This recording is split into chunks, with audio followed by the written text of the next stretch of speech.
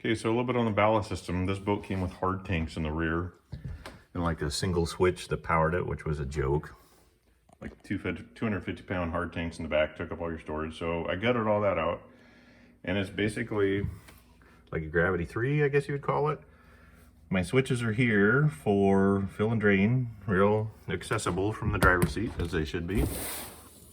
In the belly, there's my 1180 gauge bag, my Tsunami 1200 aerator style drain pump, and the fill line, which is coming through a vented loop. You can't see, but it's basically like hidden behind the flashlight on the other side of that wall. So the ballast line comes from the original stock 1200 rule pump, 1100 rule pump maybe. That used to power the old tanks, and it loops up around, and you probably can't see it very well, but there is a vent line down the side of the boat that runs a channel under the floor and comes up where the steering cable does. So that's where my ballast comes out, behind the subwoofer, and goes up through the vented loop and down to fill the bag. And the reason you use the vented loop is so you don't have passive filling or draining when you're running. My vent line you can't see is way up in the front. It basically loops around the edge, comes up against the subwoofer again, and ties into the drain line, and they all come out the side. Right there, so I can see it, and I know when it's full or when it's done draining. For the fill, down on the bilge, I have two Tsunami 1200s. I had these on a T initially, sharing, and it just wasn't enough flow. One side was always starving and the other side was filling faster, so I separated them, put them on individual fill lines, individual intakes. It's tight. There's not a lot of bilge room in here. The way the pumps are mounted now, they're below the water line, so they prime okay. So I have this guy going to fill the starboard side, this guy going to fill the port side.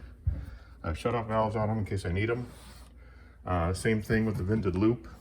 I can get back here. I didn't want passive filling or draining, so it comes up, goes through that vented loop, and then comes over and dumps into the bag, which is this line right here.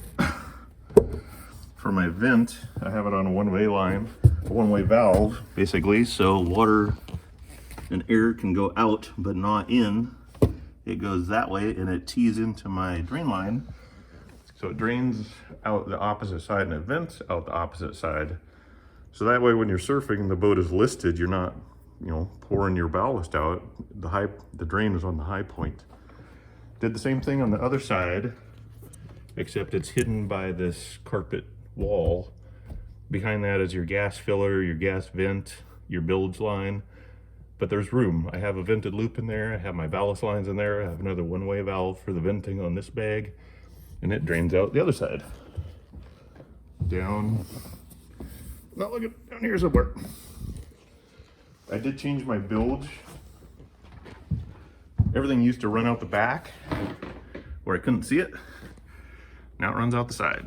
So this is my ballast vent and drain, and this is my bilge. The old ballast lines, I basically just turn those upwards. They're like a 3/4 inch line. And on the transom, where they came through, I just used like a plug. I meant to finish these off permanently sometime, but for now I just put a plastic cap on there, glued it in and painted it white. Kind of blended in. That one started to chip, but again, it works.